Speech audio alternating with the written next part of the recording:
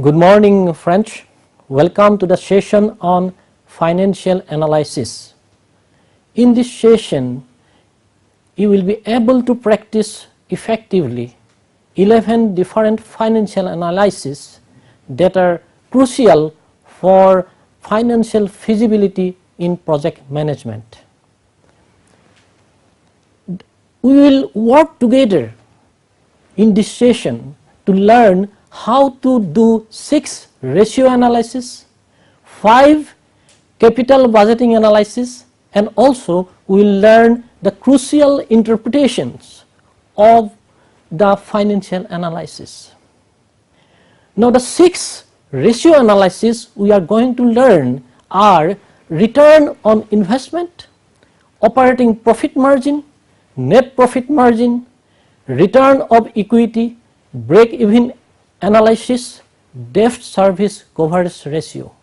And we will learn this ratio analysis with an exercise. An exercise is the investment in a project is rupees 400 lakhs, debt rupees 240 lakhs, interest on debt at the rate 11%, equity 160 lakhs, variable cost 60% of the sale, fixed cost 125 lakhs, debt repayment at 10 equal installment it is 24 lakhs, sales rupees 500 lakhs per year, and tax rate is 30%.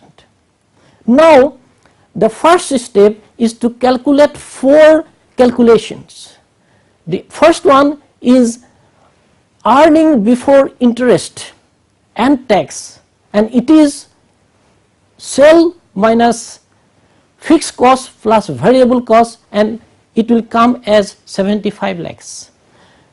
The second calculation, earning before tax, and is equal to earning before interest and tax minus interest is equal to 48.6 in this case, and then we have to calculate earning after tax, and it is equal to earning before tax minus tax, and it is coming as 34.02 lakhs, and total contribution, and it is equal to sale minus variable cost is equal to 200 lakhs.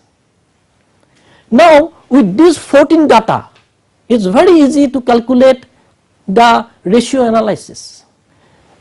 We have to only put the relevant data into the formula. Say for example, return on investment, it is earning before interest and tax minus tax by interest into 100, and if we put the data it will come as 15.1%. Now coming to the operating profit margin, again if we put the data it will come as 15%. The net profit margin also same way, if we put the relevant data into the formula which is earning after tax by sale into 100, it will come as 6.84%. Similarly, we can calculate return on equity, and it will come as 21.25%. Then break-even efficiency, we have to again put the data into the formula which is fixed cost plus interest by total contribution, and it will come as 75.7%. Then the last ratio analysis, it is debt service coverage ratio, and if we put the data into the formula from the worksheet or the sheet of the data, we can get 1.2 as debt service coverage ratio. Now we are coming to the capital budgeting techniques, which includes 5 techniques: payback period method, average rate of return, net present value, profitability index, and internal rate of return. Now out of these 5 techniques, 2 are non-discounting technique and 3 are discounting technique. The difference between the non-discounting technique and discounting technique is that the non-discounting technique takes into account the present value of money, while discounting technique does not takes into account the present value of money, and non-discounting technique do not consider the present value of money. Now we will learn the first technique, payback method, with an exercise. And exercise is, in a project, fixed investment is rupees 120 lakhs, working capital 20 lakhs, net salvage value rupees 35 lakhs, cash flow first year 30 lakhs, cash flow increase per year 10 lakhs, cash flow start decreasing after 4 years at the rate 15 lakhs, then project closes within 5 years. And this is the given data, and based on this given data we have in the first column you are seeing that is the given data, and we have to calculate the cash flow as shown in the second row, second column, third column and fourth column, and it will come as the cash flow total is coming as 85 lakhs. Now to calculate the payback period we have to put the relevant data into the formula, where payback period is equal to Y0. Y0 is the year before payback attains, and CF0, that means cumulative cash flow 0, stands for the cumulative cash flow of the year before payback is attained, and CF1 is the cash flow of the year payback is attained. Now where payback is attained, that is where the cumulative cash flow is positive, that is 40 lakhs, it is in the fourth year. So fourth year we are attaining cashback year attained, and that is why if we put put the data into formula, y is equal to minus 20, then cumulative cash flow 0 year it is coming as 20 minus 20, and then the cash flow of the fourth year is 60, and the payback period is equal to 3.33 in this case, and which means it is 3 years 4 months. Same data sheet we can use for the another calculation, that is average rate of return, and it is equal to average return by average investment, and it is coming as 17.4%. Here we have to learn that average in how to calculate the average interest. It is working capital plus fixed investment plus salvage value by divided by 2, and if we put this formula into put the value into the formula, it will come as 97.5%, and we can use it for calculating the average rate of return. Now we are coming to the 3 discounting capital budgeting techniques. It is net present value, profitability index and interest rate of return. Now here we have to understand one concept, that is present value of money. What is present value of money?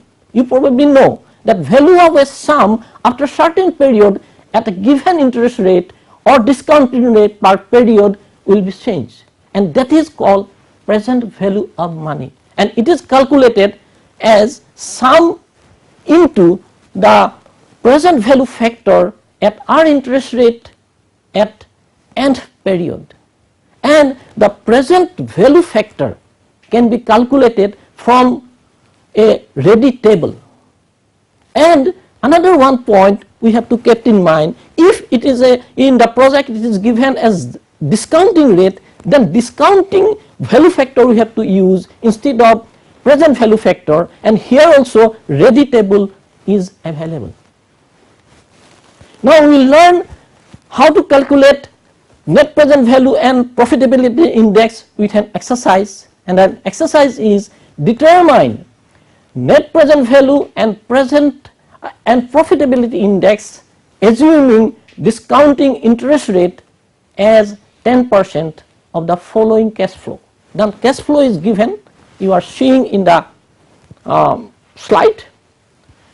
Then we will calculate, the first step is to calculate the cash flow and the present value of the cash flow at the given interest rate. Now you can get the first column data and second column data from the exercise itself. Now present value factor at 10% interest rate can be calculated, can be get in fact from the ready table, and the cash flow into present value factor of a year will give us the present value of the year, and the total cash flow we can calculate, and then the most importantly we have to calculate the present value of inflows, which is coming as here to 200.97, and present value of outflows, it is very obvious, it is 160. Now with this data, it's very easy in fact to calculate net present value. Just we have to put the data into the formula. Net present value is equal to present value of inflow minus present value of outflow, and it is coming as 40.97 lakhs. Similarly, the profitability index can be calculated with the formula present value of inflow by present value of outflow, and it is coming as 1.256 lakhs. Now last analysis we are coming in this session, that is internal rate of return. The internal rate of return is equal to R0 plus NVP0 by NVP0 minus NVP1, where R0 is the discounting rate at which NVP is just positive. Now NVP0 is the NVP itself at the rate at which it is just positive. The NVP1 is NVP at the rate at which it is just negative. Now rate of NVP1 is calculated by an approximation formula.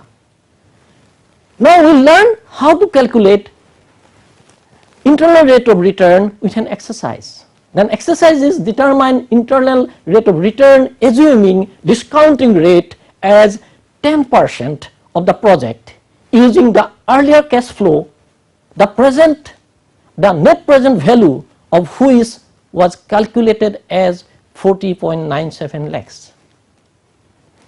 The first step is to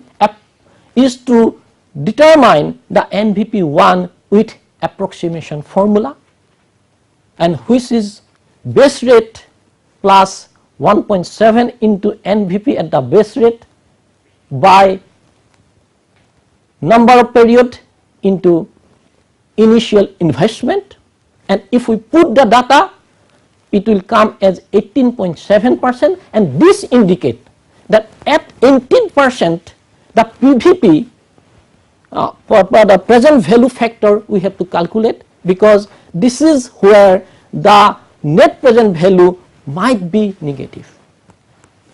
And now it is with this calculation we can calculate the present value and of at the 18% as well as 17%, where at 17% the net present value is positive, while at 18% the net present value is negative, and it is coming as net present value 0 is coming as 3.71, and net present value 1, that is at negative, it is coming as 0.75, and if we put the data into the formula of internal rate of return, it will come as 17.84%.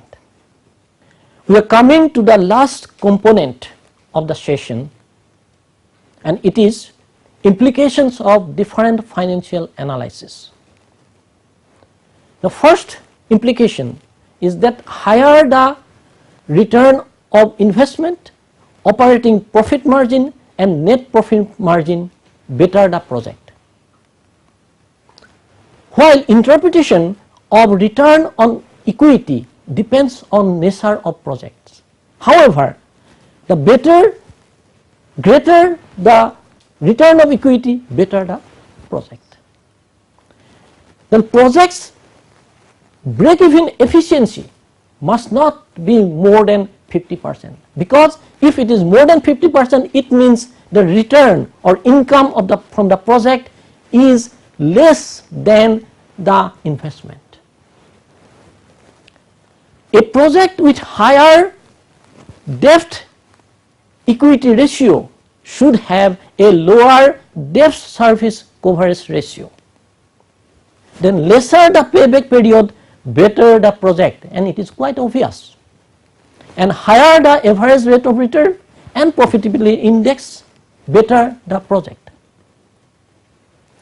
Then internal rate of return is a strong criteria to judge financial feasibility. The internal rate of return should exceed cost of capital, and if the internal rate of return exceeds cost of capital in a project, that can be approved just on the basis of internal rate of return. The last implication, the financial analysis are applied in project formulation, project monitoring, and project evaluation. Thank you.